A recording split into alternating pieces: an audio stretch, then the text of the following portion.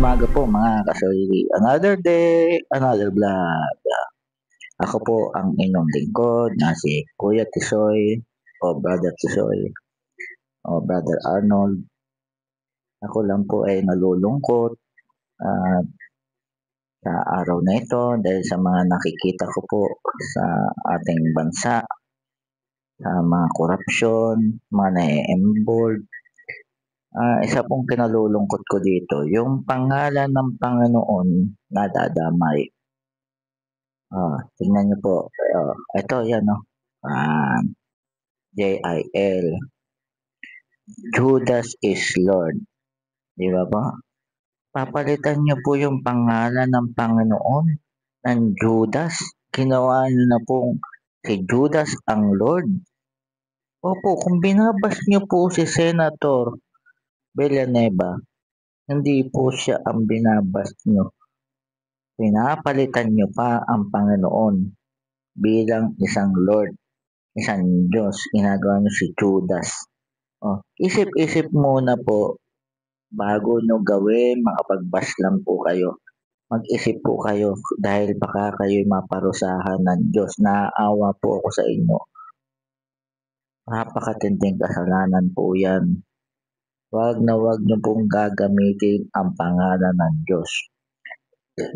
Sabi po sa Exodo 20 verse 7, sabi ng Diyos, wag nyong gagamitin ang pangalan ng Diyos o Panginoon mong Diyos sa walang kabuluhang bagay.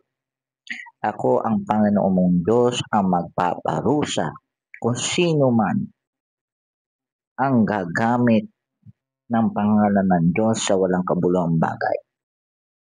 Pakicheck na lang po kung tama yung sinabi ko. Ilalagay ko po yung verse dito. Pero yun po yung ang salita ng Diyos, huwag niyong gagamitin sa walang kabuluhang bagay. Matakot po kayo, no?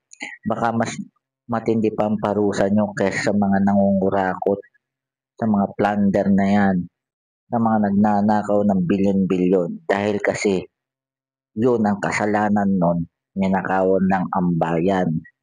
Pero kayo, ang ginawa nyo, binaboy nyo, pinalitan nyo pa ng pangalan ng Diyos ng Judas. Ginamit nyo pa, dinuktong nyo, ginagay nyo, Lord. Diba pa? Baka mas maparusahan pa kayo kaysa mga taong yun.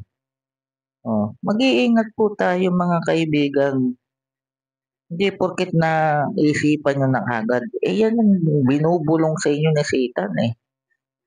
Yan, para magkasala kayo, para pagdating ng panahon may kasama si Satan na mapaparusahan. Kaya mag-ingat po kayo, ingatan nyo po.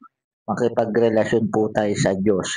Yung mga may galit sa puso na yan, gawa po ni Satan yan. Ipasa Diyos nyo na lang po ang bayan natin. Wag po tayo mapusok. Ipag-pray na lang po natin para may maitutulong pa po tayo. Ipag-pray natin ang bansa natin na malutas ang problema ng Pilipinas. Hindi makakatulong ng pagbabas nyo yan. Nagkakasala pa kayo. Yun lang po. Ayoko po kasi ang bawat isa sa atin ay hindi nyo alam nagkakasala na kayo na lubos-lubos.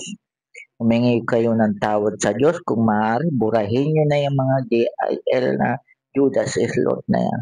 Yun lang po. Hindi po. Paalam po. Ito po si inyong Kuya Tisoy, nagpapaalala sa inyo. Sige po. Please share, comment, ano nyo na rin po ako, add nyo na rin po ako, o follow. Sige po, paalam.